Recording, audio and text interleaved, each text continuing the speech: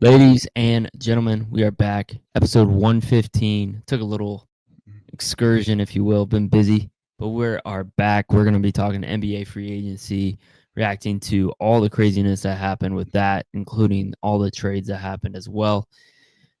A little bit of NBA Summer League, some guys that have impressed us, and then we'll finish with NFL top 10 QBs in the league right now and give our cases for the slots. Kid, how have you been? I'm doing good, man. It's great to be back. It's been a minute. We've been busy, but always know I got to hop on the pod when we get it rolling. Yes, sir. Yes, sir. I like it. All right. Well, let's get started. Let's start with the NBA free agency. First one that comes to mind for me, and I know this isn't technically a free agency pickup, but it was a trade that I feel like was pretty shell shocking. Not shell shocking, but it's going to shake up the league for sure.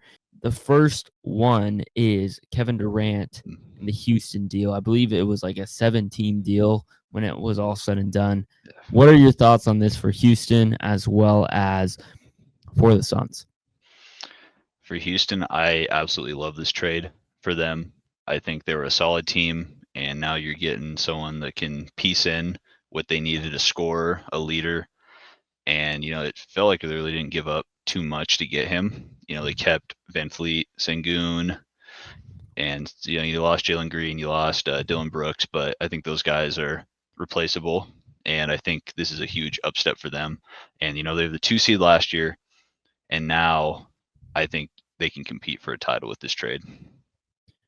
Do you think that this diminishes some of the depth they have at all? I don't really think so. I think you still have a lot of good guys off your bench. Jabari Smith Jr. You can play Thompson off the bench if you need to. Like they're a very deep team. They were last year. That's how they were able to be so successful, even with a bunch of young players. So I don't really think they lost too much depth, and I think they gained something that's better than what they lost overall. And for the Suns, I think it needed to happen. I think Katie wasn't happy, and I think this was the first step for them for blowing up what they got going on, that whole mess they got going down in Phoenix right now. Yeah. Yeah. And I don't know, it's an interesting trade. It's something about Kevin Durant that's making me weary as of late. I think it's probably the right move, like you said, for the Rockets to bring in a guy like Kevin Durant because he has that veteran experience and he's still playing at a very, very high level, even in his older age. I don't think he was necessarily the problem, but I do think I start to question after going to the Nets and now with the Suns and seeing kind of how those both fell apart. Starting to almost question the team chemistry with Kevin Durant just because it has not worked out in two separate places. And this is all speculation. I'm not like coming at Kevin Durant, but like that's the only thing that kind of makes me a little bit wary. Thoughts on that comment? Uh, I agree to some extent of it. I just think it was kind of weird with both Brooklyn and Phoenix because you're just literally 3 stars on both teams, and as soon as one gets hurt or one doesn't live up to that level, it falls apart. Like we've seen, it's hard to succeed with only 2 or 3, key players and no bench players. So I don't necessarily put that fully on Durant. I thought the Nets team was good before, the Harden, Kyrie injuries. And then the Suns, I thought were going to be a good team on paper. And then Beal just never performed to his level. Plus they gave up all their assets. So I can see how it might be a problem, but I think he has the pieces around him now that will allow him to succeed. Yeah. No, I hear what you're saying. And I also think you do bring a good point with the Suns and the Nets. And something that I always preach on this podcast is that depth piece. And it does feel like the Rockets have more pieces than Kevin Durant has had in the past. Like you said, a guy like Amin Thompson and Jabari Smith Jr., like those are guys that you kind of need deep in playoff series. And I feel like those guys weren't really there on those Nets and Suns teams. So I do think that'll make a difference. We'll see if they can make a run. They're still in the West. Unfortunately, the East is a division to be in right now, or conference to be in right now. But if they can make it out of the West, I definitely believe in them. But yeah, that was our first big trade that I wanted to bring up. Second trade. Yeah, let's go here. Let's talk about your Celtics. Gave up both Drew Holiday to the Trailblazers as well as Kristaps Porzingis. And then Luke Cornett also signed with the Spurs. Thoughts on getting rid of all three of these? Obviously, this was a luxury second apron play, so that way they could have some extra cap room in the future. But thoughts on all these departures? I think it sucks as a Celtics fan, and it sucks to see how the CBA's worked into the second apron. And this is kind of the first domino that we've really seen a team have to take on from having too much cap space within your players. It sucks to see a guy like Drew Holiday go. Obviously, he was kind of the piece that got the Celtics the championship 2 years ago, and he was on a hefty contract. We knew that coming in. It sucks moving on from him. I did like getting Anthony Simons from the Blazers. I Yeah, thought that was a pretty good exchange. that's a You got a young sleeper. guy that's an elite level scorer already. So for me, that trade was okay. I didn't hate that too much. And then the Porzingis trade, I like Porzingis too, but we've seen that we can succeed without him before. I didn't like the pieces we necessarily got back from that. I feel like Porzingis could have got more value in that trade. But Porzingis also, we saw he was dealing with a bunch of Yeah, sickness and stuff like that, which really diminished his value at the end. It sucks. Luke Cornett also is kind of a bummer because he when he had chances to succeed, he showed that he is capable right at the end of the year, and so you lose him too. But for the Celtics, it's kind of a rebuild type year. No Tatum with the Achilles injury, but they'll still be able to compete. But it just kind of feels like they're going to be taking an off year this next year, and these are just the pieces and the trades that had to be done to be able to succeed again when everyone's back. yeah. No, I think you bring up some great points with all three of them. Drew Holiday, I do really I agree with you. I do really like Anthony Simons coming to the Celtics. I think he's a great young guy who has proven that, on a bad team he can, be a star. So I would love to see kind of what he does on this Celtics team where he's that 2 or 3 option next season and then looking in the future, maybe that 3 or 4 option. I'm very curious to see how they develop him because I think the Celtics do a good job of developing players, and I think there's still some untapped potential there. So I agree with you there. Going to the Kristaps Porzingis thing, in terms of diminishing his value, or I don't know if diminishing is the right word, but kind of on the decline of his value. I think you hit it right on the head. I mean, he's kind of injury prone, sickness prone, I guess, if you could say that.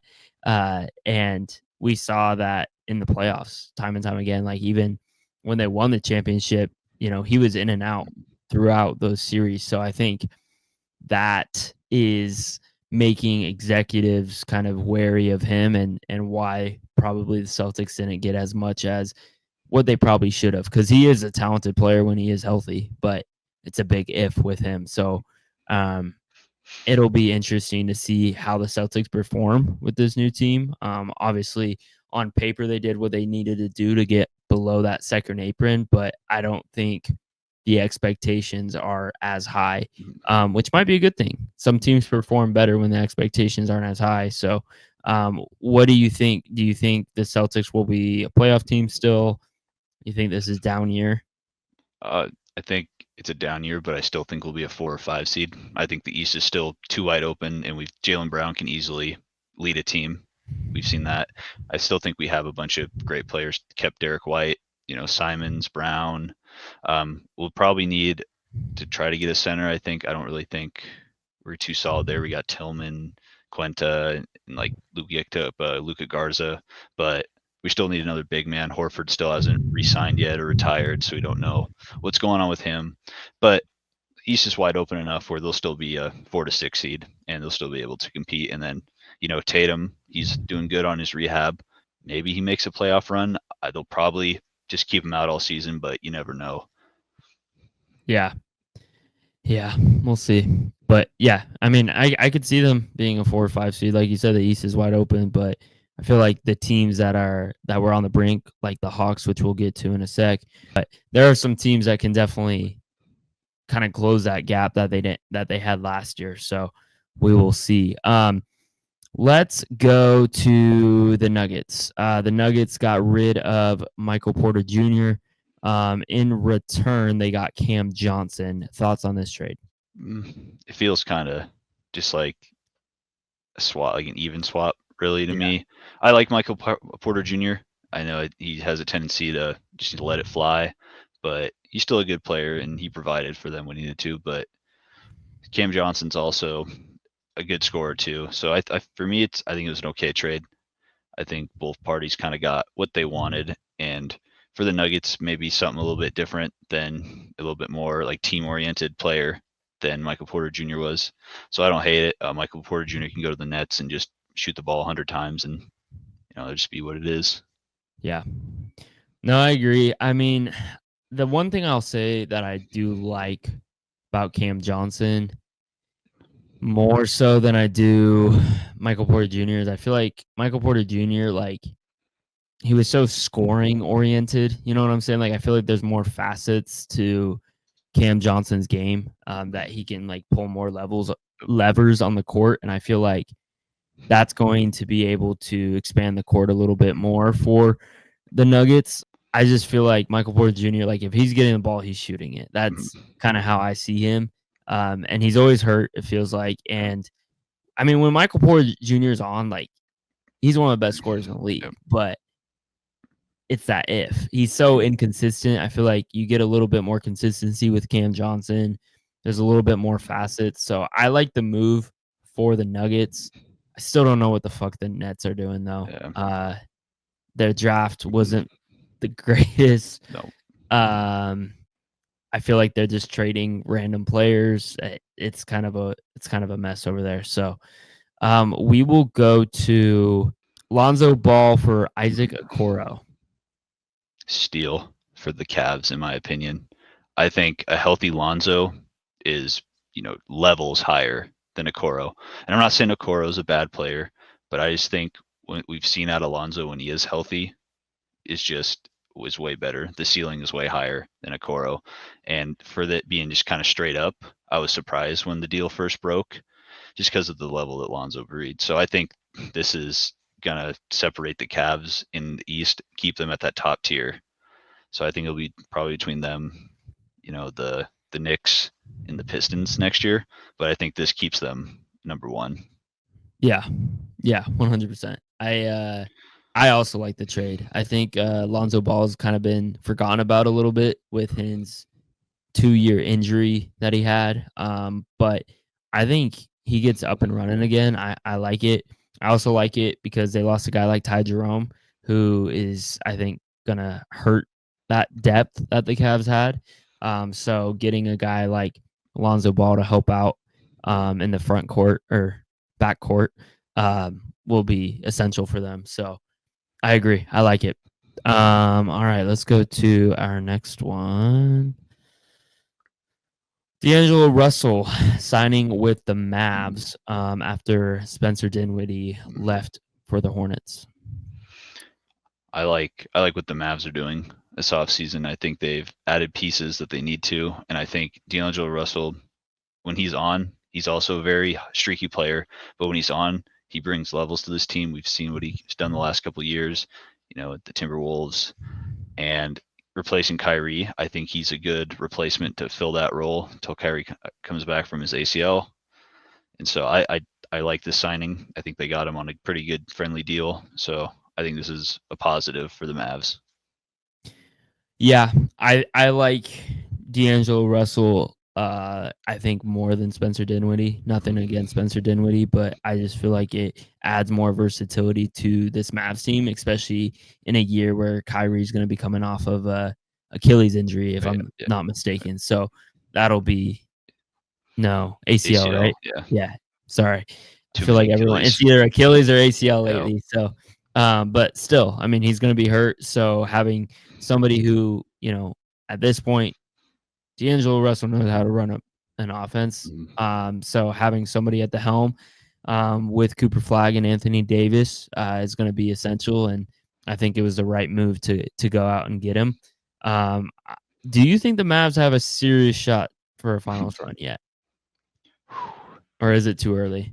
I don't know. It's a good question because I think they have all the pieces kind of sitting there, and it's just, are they going to gel together? Yeah.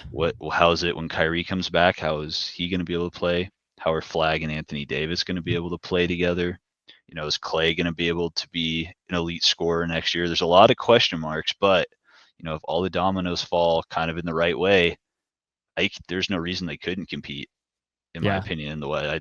I like what they've done, which is crazy because like 4 months ago we were like, oh God, the Mavs, like it's over Yeah. for this franchise. What's going on?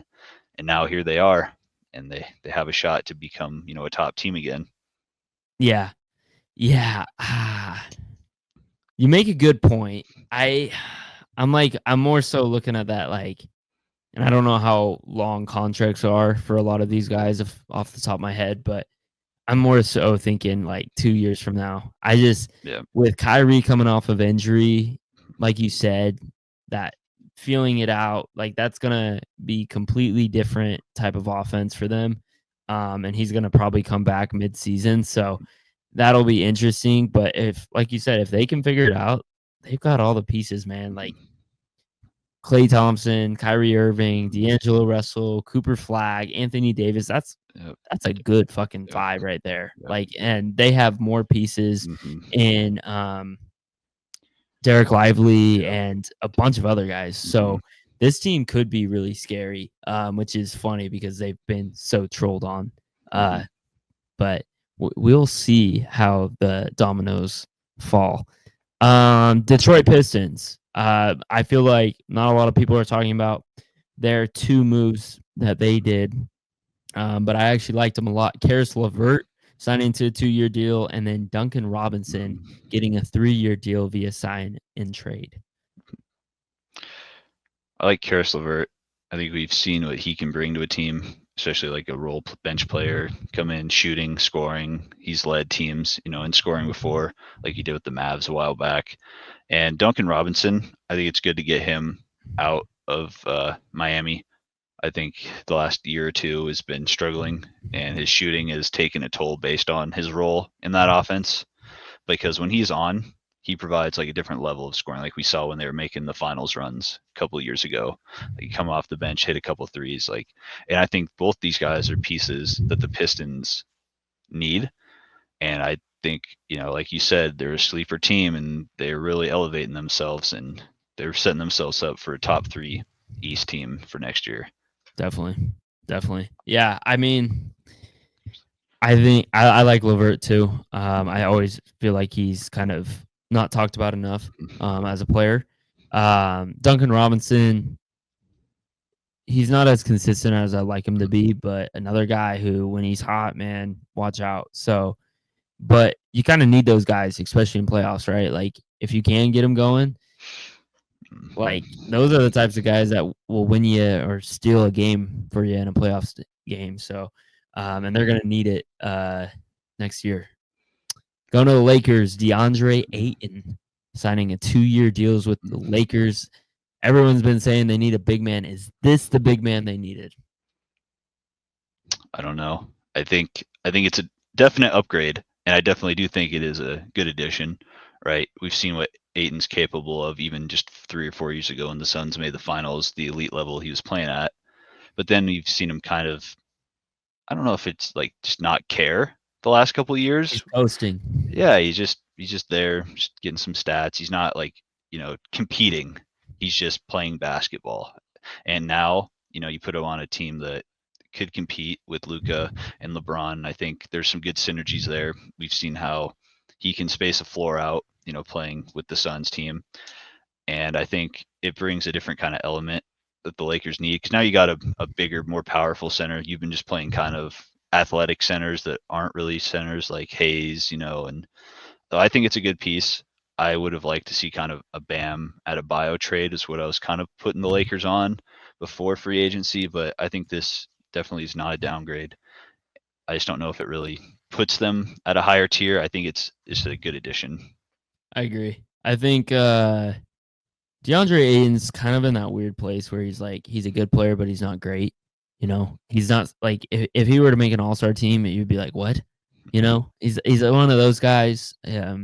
He's an upper upgraded center big man kind of guy, but he's not.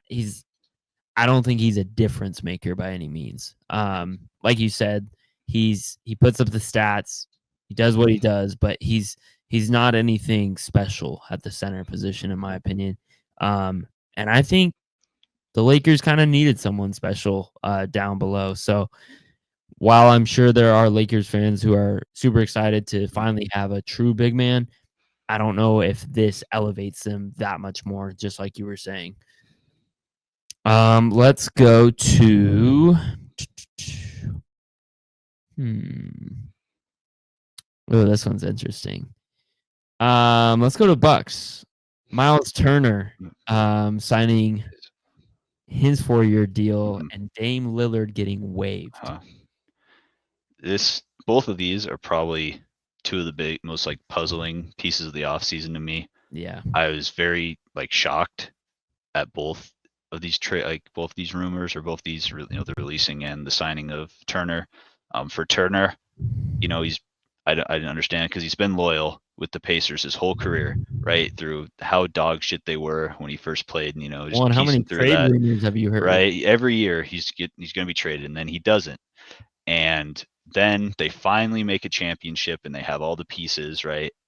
And then he goes to a Bucks team. He switches teams to a Bucks team, in my opinion, that's not any better because of they have Giannis, but besides Giannis, Bobby Portis, and that's really kind of it, right? Yeah, and then Middleton's gone. Now you've got Lillard Kuzma, gone. right? And there's even at the time talks of Giannis leaving the Bucks. So Giannis leaves, then all of a sudden you're just by yourself on a new team that sucks.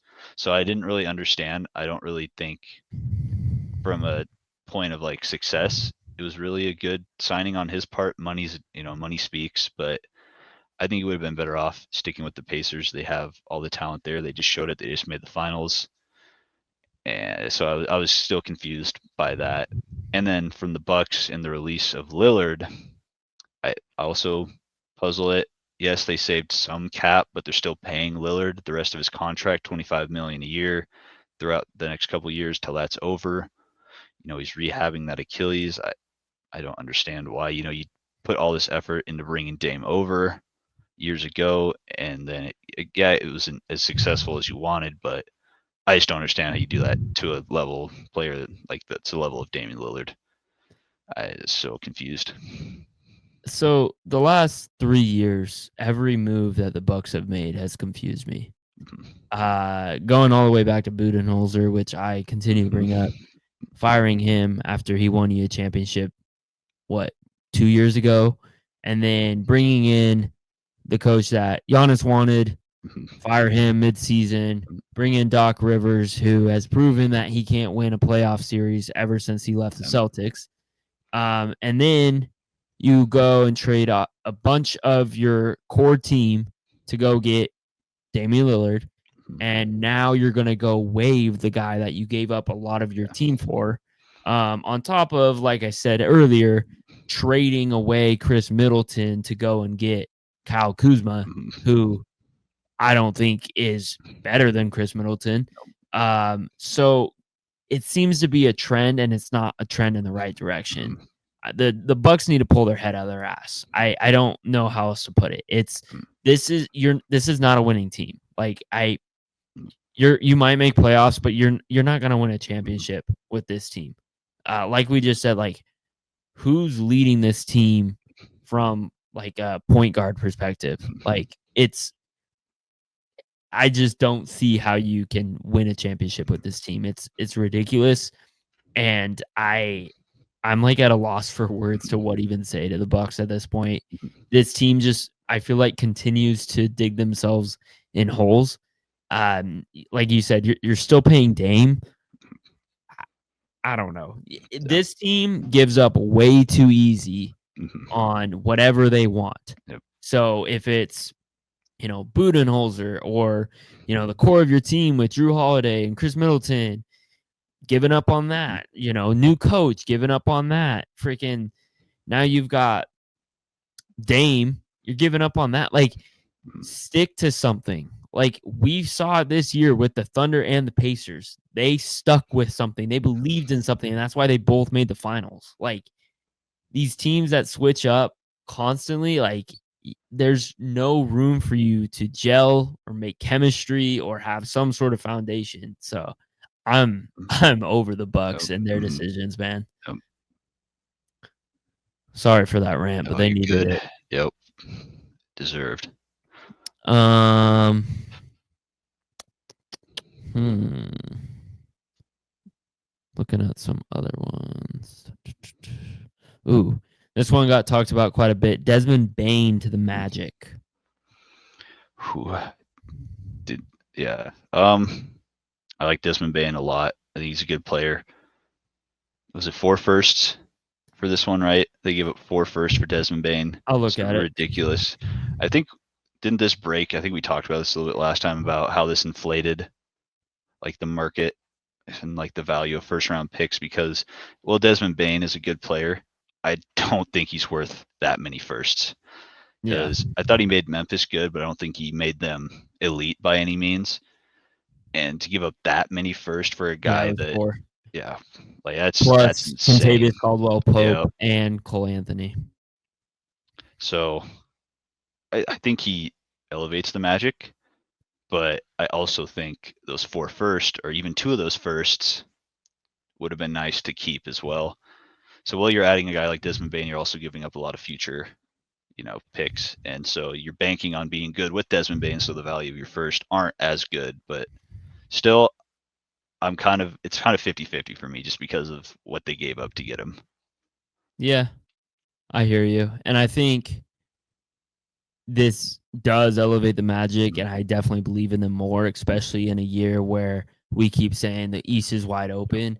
This is their chance to go and do that. And I think this was kind of that desperation piece. Like, the Grizzlies clearly knew that what position the Magic were in, and they took advantage of it. So shout out to the Grizzlies for taking advantage of their desperateness because I think if the East isn't wide open, I don't think they have to give up as many firsts as they did, the Magic anyways.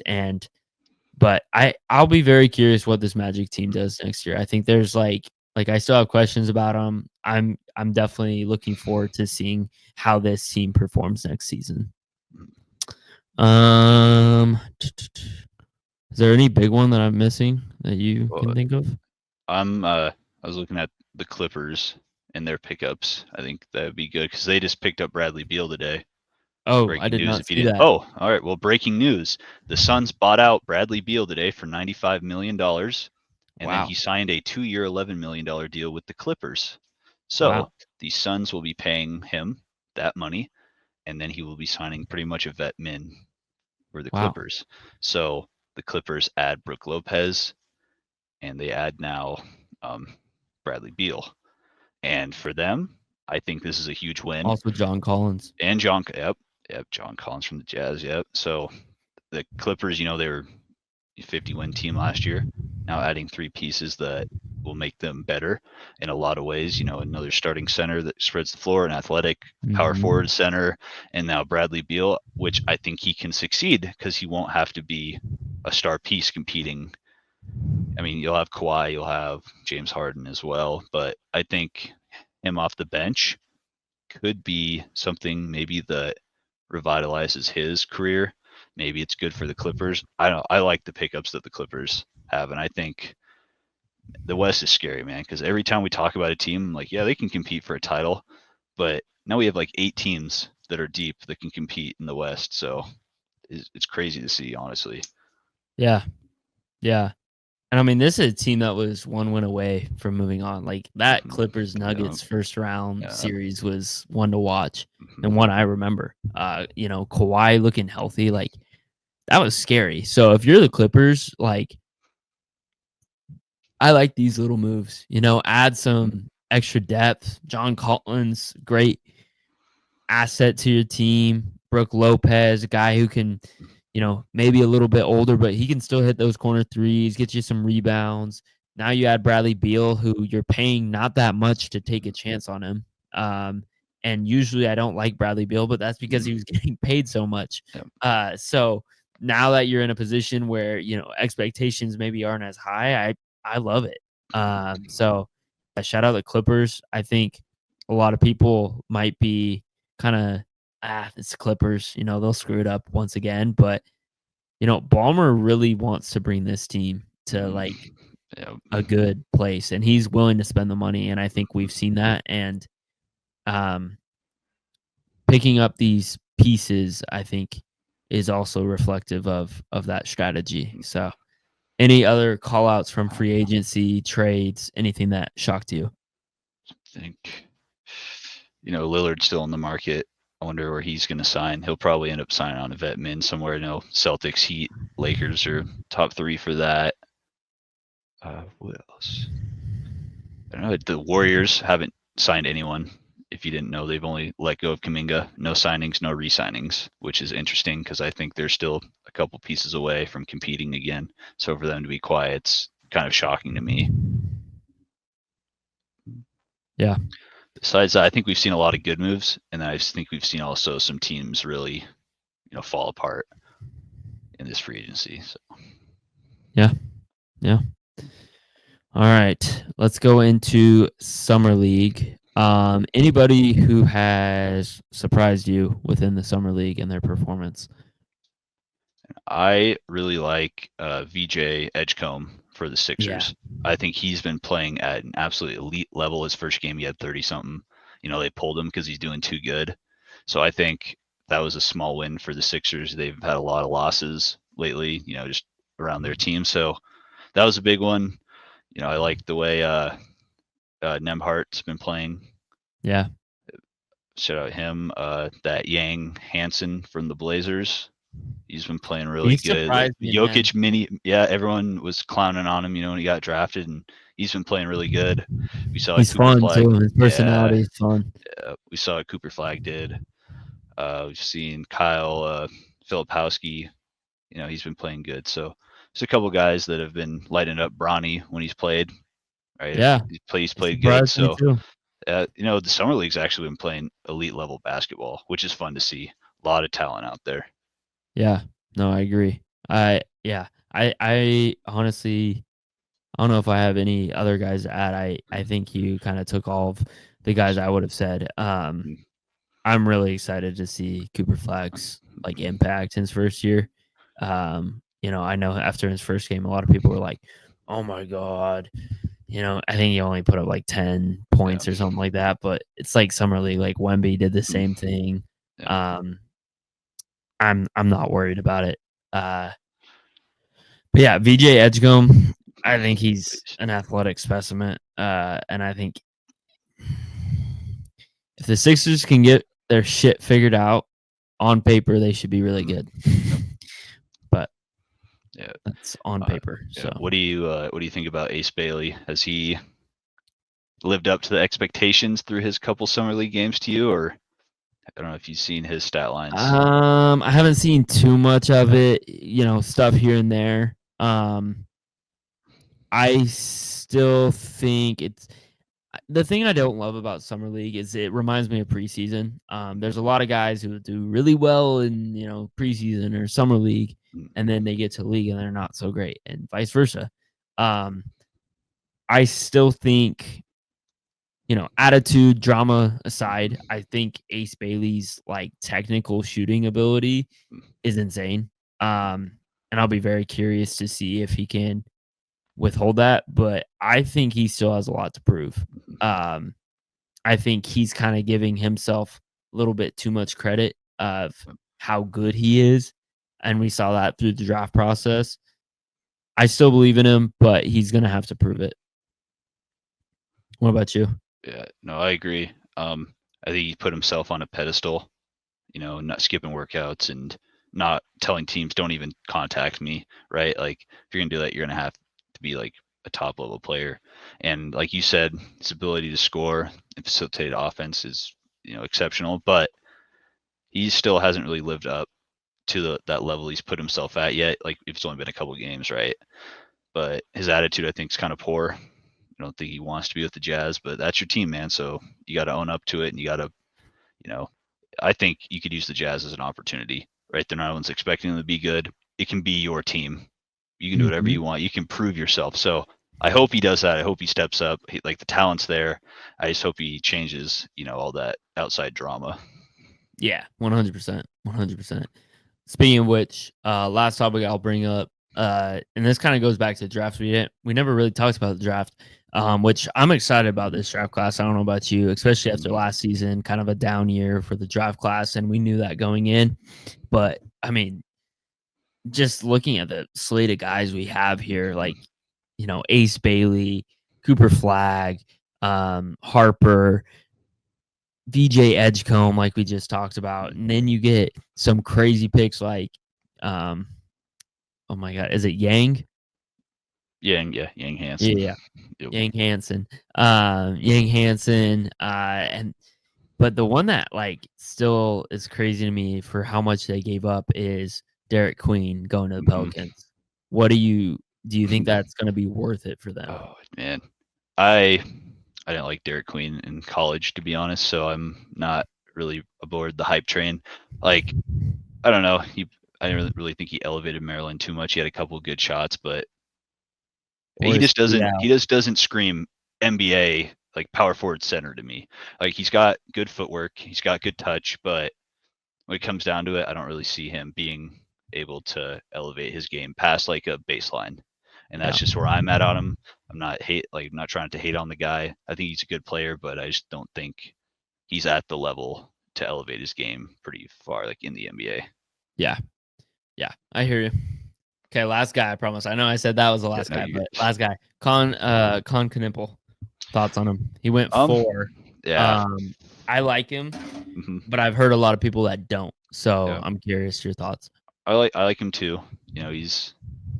He's a fundamental, technical kind of player.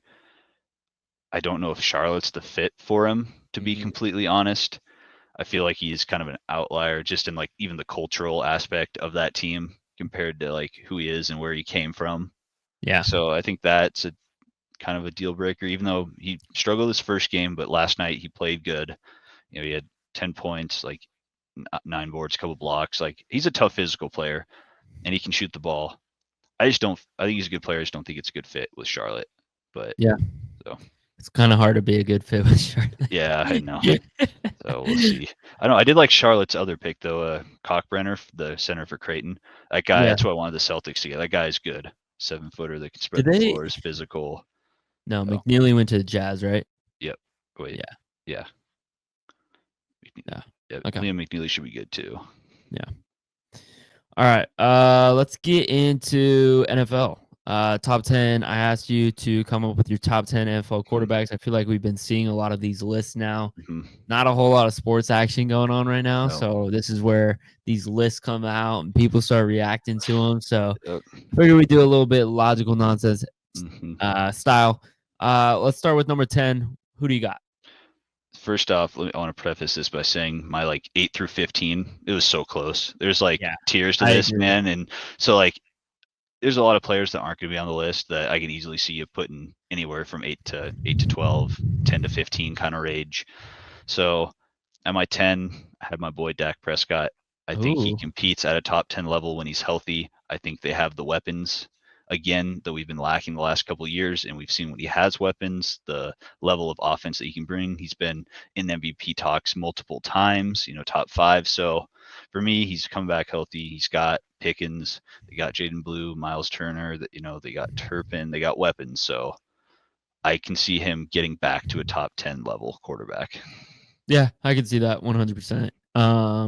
And before I go into my list, I'll say like I pretty much base this off of last year for the most part. So like Dak didn't crack my top 10, Mhm.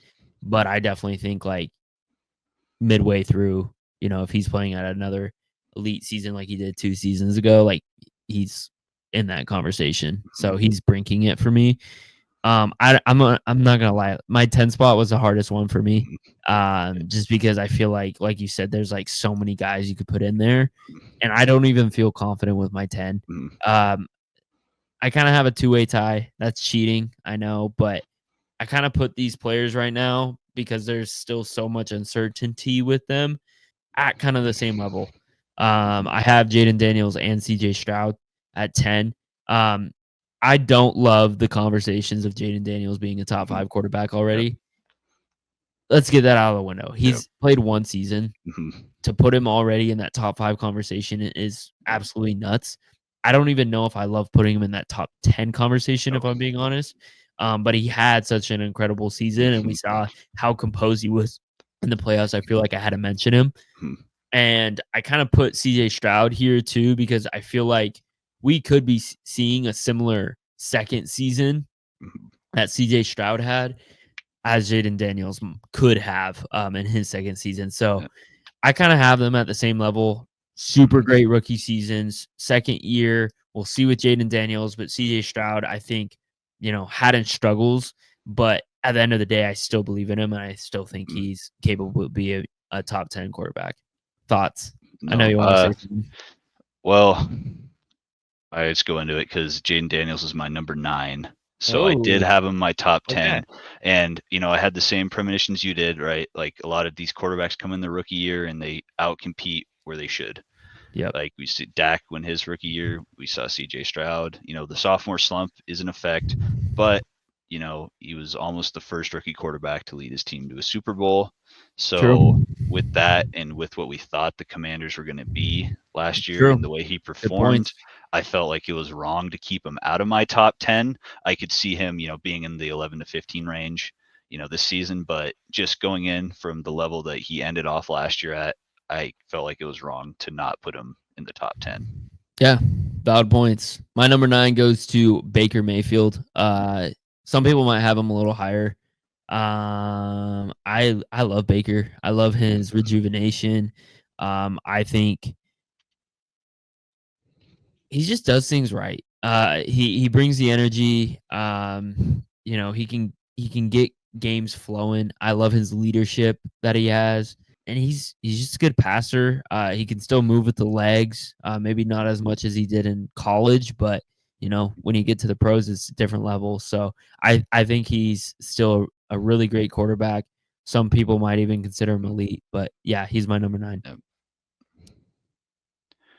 All right. At 8, I had Matthew Stafford, man. Ooh, And just, I know he's older, right? But he's still he slinging it consistently plays at a top level, and he takes teams that have no business being in playoffs, and he 2 years in a elevates them row. to a playoff team, right? 2 years in a row, we're like Rams 4-win team, 5-win team, 3-win team, even, and there they go, winning the division or winning making the playoffs, playing elite ball, slinging the rock. Could have beat the Eagles in the playoffs last year. That game went right down the wire. So until I don't see Matthew Stafford compete at this level, he's also got to be in my top 10.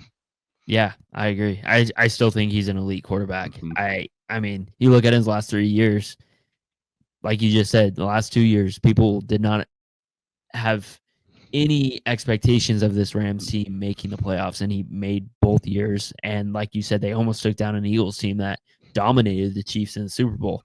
So, if it wasn't for Jalen Carter fucking Mm-hmm. Right. blowing through the line and just Mm-hmm. disrupting that play, who knows? Yeah. Stafford's got ice in his veins. So, and then they won the Super Bowl 3 years ago. So Yep. you can't say his prime is up yet. Yep. He's still an elite quarterback, and like you said, I will continue to believe in him until he shows me a reason not to. If he's not in your top 10, then you're not watching Yeah. football. That's all I've got to say. Who's your 7? Oh, is that also your 8? Yeah, that was my 8. Oh, sick, sick. Yeah, 7, I got Baker at 7. God, he's so much fun to watch, right? And he's tough. He gets the job done, and he took it. His career was kind of probably not where he wanted to be when he was at a couple of these other teams, and then he gets to Tampa Bay, and he fills in pretty big shoes, with Brady, and he elevates them again. So for me, it's that toughness, it's that fun factor. He might not be as talented, as just as a quarterback level as some of these other guys, but he's just a beast, and I love Baker. So yeah, yeah.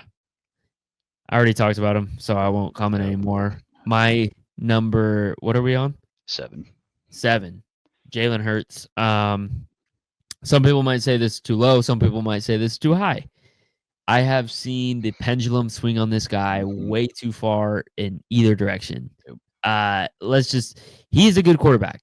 Like I'm tired of the people saying like he's a game manager, he's really not that great, and I'm also tired of the people saying that he's a top 3 quarterback. He's not. Mhm. He's neither of those things. Yes, he won the Super Bowl this year. I think his team did help in tremendous ways, but I also think what Jalen Hurts has done with his team, he's made 2 Super Bowls like as a quarterback. Mhm. That's hard to do, and I think that he is a tremendous leader. I think he takes responsibility. My only gripe with him is his inconsistency as a passer, but his running game has always been solid. And I think he doesn't get enough credit for what he does on the run because all you see is the tush push, but he does expand the game in other ways other than the tush push. So I think he's a solid quarterback, brinking that elite level quarterback. I think he needs a really good regular season because I think his postseason stuff is great. I think he needs a really good regular season to really put him in that upper echelon. I agree with you on a lot of that, which is why he is my number 6. Is yeah, We're very close. yeah, very close, very staggered by one. Right, he just won a Super Bowl, like we said, and even at the start of last season, turnovers were a huge issue for Hurts. He started the year in that Packers game with a couple. They almost lost to the Browns because he was forcing the ball, and it really took them probably halfway through the regular season to find their identity and how to use Jalen Hurts. And like you said, a lot of it does play down to the system. Having Barkley's a help, having top level receivers and a top level O line, really in top level coaching. But at the end of the day, he still is a good quarterback and he's still making a lot of good reads. I thought he played perfect in the Super Bowl. To be Yep, honest, he played really well. you So can't discredit that. yeah, you cannot discredit that. So, I still think there's guys that are a tier above him, but maybe he keeps making Super Bowls and keeps bringing this team. And there's a lot up for. He can always go up, right? I think he has his floor. I don't think he'll go down very much, but I still think there is a lot of capabilities with that consistency. Yeah, I agree. I agree. My number 6 is Jared Goff, which might be, I don't know, high for some people. But I think Jared Goff gets kind of forgotten. I really like what Jared Goff did last season in the regular season. I think he's had a phenomenal couple years. He continues slinging the rock, second in passing yards last year. Great leader. I mean, look at how far this Lions team has swung with him at the helm. There's a reason for that. And yes, they have weapons, but I feel like he's also helped develop those weapons like Amon-Ra St. Brown and Jamison Williams. Like Jamison Williams, first year maybe, like he wasn't like he was good, but he wasn't like great. Last season he had a great season. Mhm. I think there's something to say about that, and I think he continues to develop these wide receivers, and that's something you have to give credit to your QB in trusting those guys. I think Jared Goff continues to have good seasons. I don't see a reason why he shouldn't be top 10. Um, Once again, we're going to be staggered by one. He's my number 5 just because he's on a top team and he's just a pure gunslinger and he puts up the stats and he has a little bit of interception problems in some spots and some key games, but to say he's not 5 or 6, I think in that range is ridiculous. Just we've seen him elevate this Lions team. We saw him elevate the Rams team when he played for them and took them to a Super Bowl. So yeah, to argue that he's not an elite quarterback, I think is a little bit ridiculous. I can see the turnover point, but where the Lions are and what he's done, like you said, to that team is why he's a top 5 quarterback going to next year for me. So the next guy I'm going to say, and I'm very curious if he's even in your top 10, Justin Herbert. He didn't crack He's it. not. Okay. He's right on the outside of mine. Interesting. Okay. So I have Herbert at 5, which by your list standards would be way too high. I still think Herbert, in terms of talent, pure talent, it's got to be one of the top talented quarterbacks. And for that elevates it a lot for me. He's got to figure out the playoffs. I mean, that's just, and I'm sure that's why he probably isn't in your top 10. But regular season play, like, he's consistent. He makes the right reads. He gets the throws out right. Like, he's so talented, and I think he continues to get better. And his last Mhm. step into being that elite quarterback is playoffs, which is a big if. So Mhm. Yeah. Yeah, I'll speak on Herbert real fast because he was 11 for me, and I could easily plug him in for Dak and be perfectly fine with that.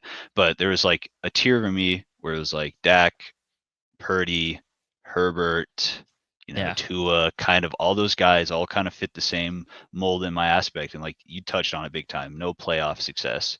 And for Herbert, I think he's an amazing quarterback, but he hasn't proved it yet really in yeah, those big moments. And I also like I don't know their way their offense is going to be going forward. He doesn't really get to show off his quarterback capabilities. Being a run heavy team feels more systematic, which sucked because in his first couple of years he was so elite.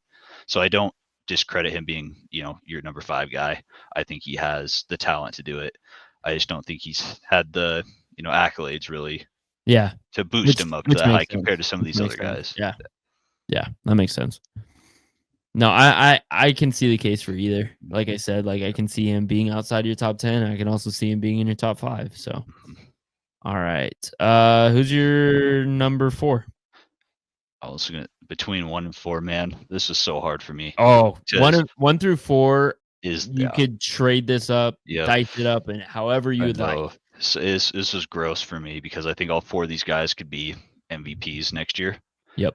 I also it was I rearranged them multiple times into what I think is gonna happen. And my number 4 is Joe Burrow. Yeah, And me too.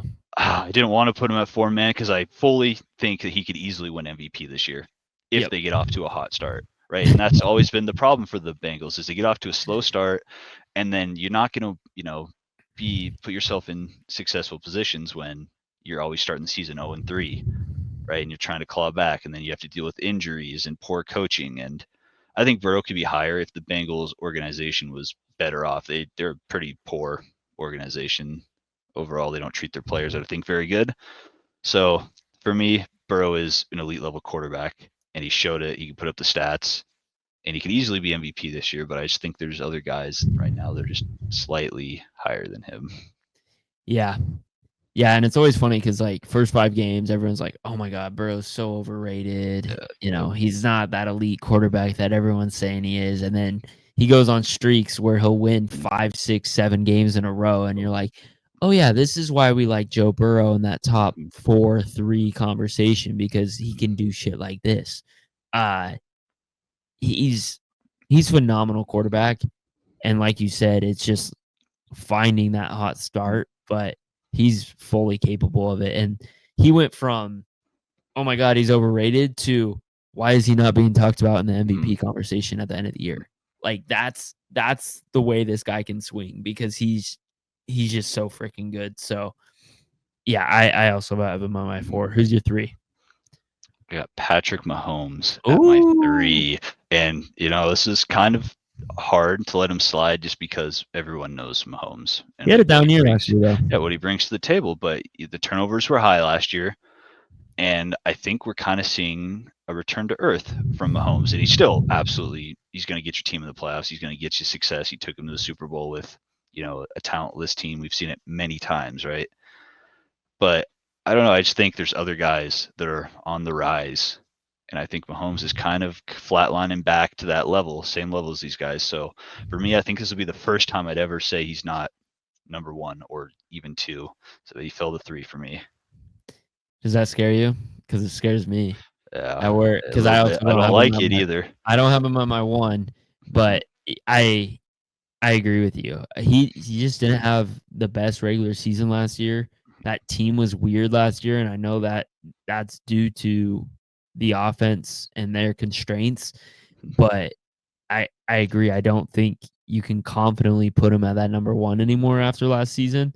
And yes, it's just 1 season, but that's enough for me to be like, okay, I think there's guys that actually have more gifts, if you will, than him that I can probably put them above him.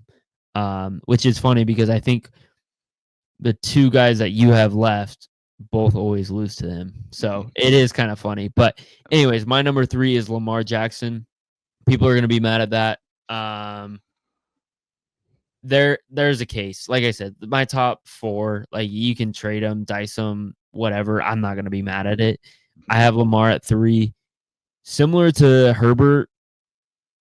And honestly, my number 1 you could say the same thing about, but similar to Herbert, like he's got to find a way to execute at the end of the day. Like he always falls apart in playoffs, and the turnovers always come around in playoffs. But he's a regular season player. He's a James Harden of football.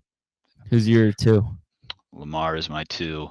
Ooh. And it's just last year, I think he had a better season than he did either of his MVP seasons. True. Right? And he didn't even win MVP. Yeah. So I think last year showed that he's, like I know you say he's a regular season guy, and he is for the most part, but he like toned down the mistakes even more in the regular season. His passing got a lot better too. Yeah, exactly. His ability to not just run when the pocket collapses right away and to be able to, make plays out of the pocket was exceptional last year. And, it was a pretty close race at the end of the year for the MVP. And this Ravens team's too talented, and to not get it done. So that's kind of what holds me back a little bit too. Like we were saying with our top 3 and how Mahomes has beat some of these other guys and how it's hard to see him slide. But for me, Lamar he's very capable. I think he's going to have another great season. Yeah. I agree. Patrick Mahomes is my 2. I don't think I need to say anything more on that. We've already kind of talked about him, and kind of my reasoning why, he's not that number 1 anymore. But he definitely could have a prove it year this year. It's not we've seen it before. You doubt him, and he will make you pay for it. All right. Well, we have the same number 1, so go ahead and say it. Yeah, that's why Bo Nix is my number 1. Josh Allen, the MVP last year, well deserved, finally got over that hump, and now I think he turns his attention to the biggest obstacle of them all, winning a Super Bowl. Yep. And I think in the same shoes as Lamar, a great passer, a great runner, I think he just does it with less talented players, which makes him way better than Lamar. Agree. So that's why that was a key difference on why Josh Allen's better than Lamar. To me, I think he's going to be hungry this year. I think the Bills have everything it takes to win. I think they get over the hump this year and at least make a Super Bowl. I think it's their time. It has to be their time. And I think he's kind of come in and have an elite season. Yeah. No, I mean, I think that's a big reason why he won MVP in the first place, right? Like, look at Lamar's team versus Josh Allen's team. Like, Lamar's team, you can plug in, I think they both show value. Like, I don't think, I'm not going to sit here and say, like, you put in, the worst QB in both situations, which ones does better.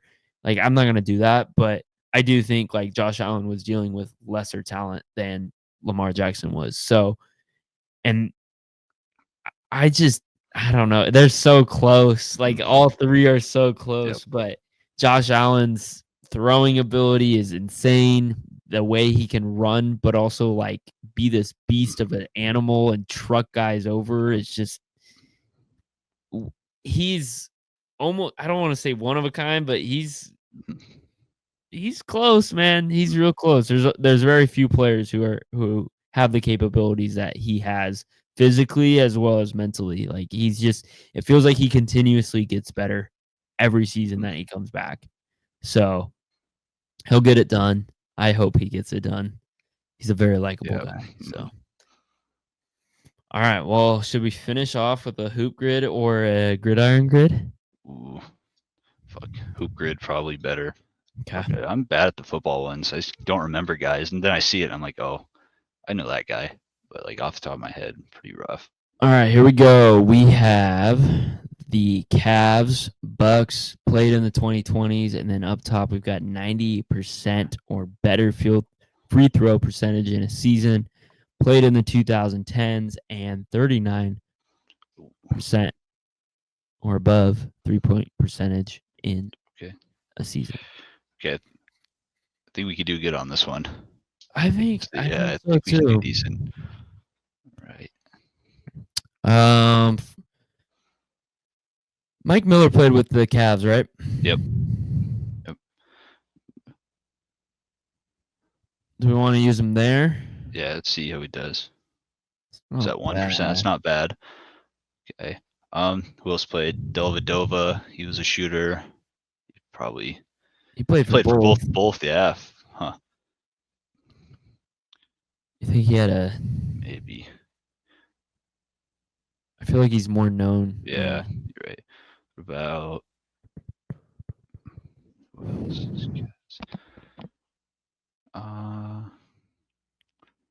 What, No. no. Who else played? J.R. Smith. I don't know where he's good for either of those. Probably known. 3. Better than Dellavedova. Yeah. Dellavedova. Shumpert, you think? Yeah, Shumpert probably. He might be a 3-point, maybe 3-point guy, but Mike Miller's better. What about so Sean Livingston played for the Cavs. I use him a lot, so I hate to use him all the time because he's like a sleeper Cavs guy. But which one? Free Sean throw? Livingston, yeah, for free throw. Yeah. Because he only played there for just a little bit, but no one ever. He always pulls through for the Cavs. Fuck yeah. All right. We can always try Smith here now. Yeah. Too obvious. What else? Max Strus. Strus is a good one. Okay, about the same. It's literally the same. Yeah. Kyle Korver, everyone knows that. No. We can try it. Probably like, yeah. That's way too obvious.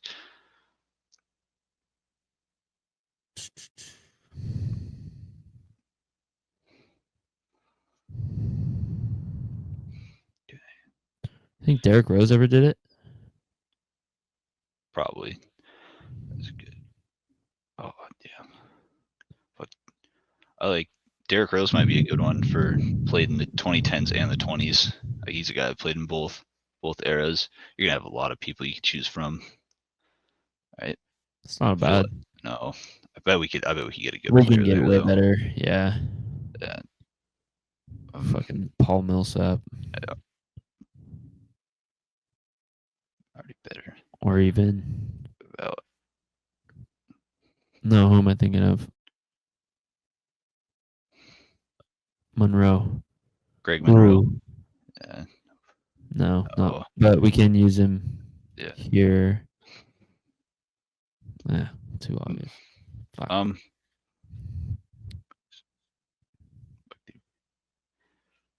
Okay, what about a guy like Jay Crowder for the Bucks? He's a good 3-point shooter. He played in the 2010s. Fuck yeah. There we go. Crowder. Always a good guess. Bucks free throw. Grayson Allen, Bobby Portis. Allen's a good one.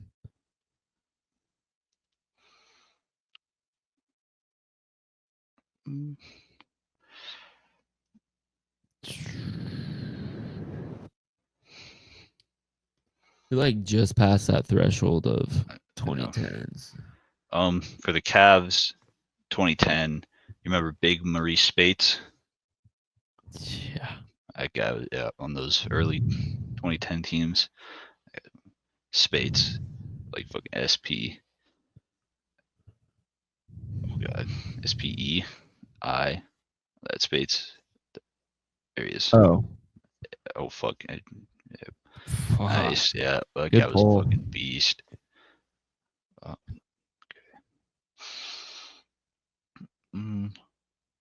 Okay, bottom right. Let's think.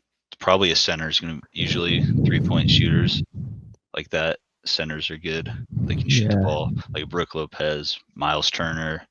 Yeah. Might even be a good shout. Who else? Other centers shoot the ball.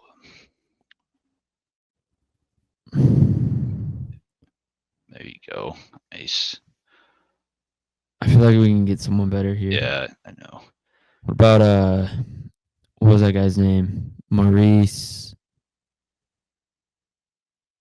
Fuck, you know who I'm talking about? His name, they called him Mo. Mo Williams? Oh, Williams played for the. Damn. Not better. Damn. Did either of the Markieff or Marcus Morris play for the Cavs? I feel like they had to have. Yeah, they played on every team. Nice. There we go. Nice. They played for about every damn team. We can definitely do better here. I know Yeah. we can. Bucks 2010 team. I don't know 2019. why. I don't think he played here, but you remember Maurice Harkless? No, I would say Monte Morris. Monte Morris never played for the Ellis Bucks. did though. Yeah, right? Monte. That's who might have been. That's what I was thinking about. Not better though. Fuck. No. Bledsoe, obviously, right? Yeah. Might be too obvious. It's not that bad. PJ Tucker played for the Bucks. Played for. Nice. There we go. Nice. Nice. Fuck. Who else can shoot free throws?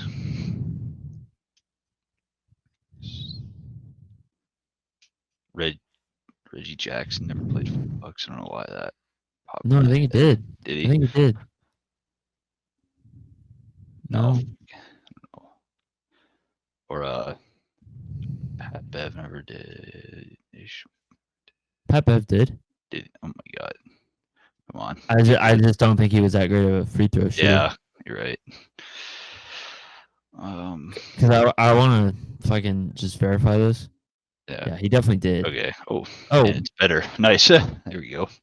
Tucker might fall. Maybe. Come on.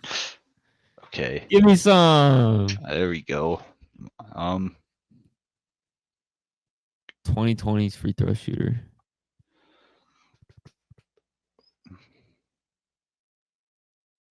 Trying to get like a nasty pull. I know. Like a Wizards player, like no one thinks about, like a Corey Kispert. I don't know what he shot. I think he shot more than 90. He didn't play many games, but. That's right. Nah. Terry Rozier. Not a bad one. His career. You want me to try it? Yeah, might as well. Nice, baby. Let's go. That's not bad. No. Not bad. 6%. There we go. Fuck, that might be our best one. Fuck yeah. Solid. All right, brother. I like the, thanks for hopping on. Thanks for having me. I like the hoop grid on, what is it, July 6th when it was all 76er players, like across both. Yeah. That was fire. Yeah, thanks for having me. It was a good one. Yes, sir. Yes, sir. It was good. It's hard to talk about shit right now, but we made it fun. So, all right, everyone. Thanks for listening. As always, make sure to stay logical, rant that nonsense.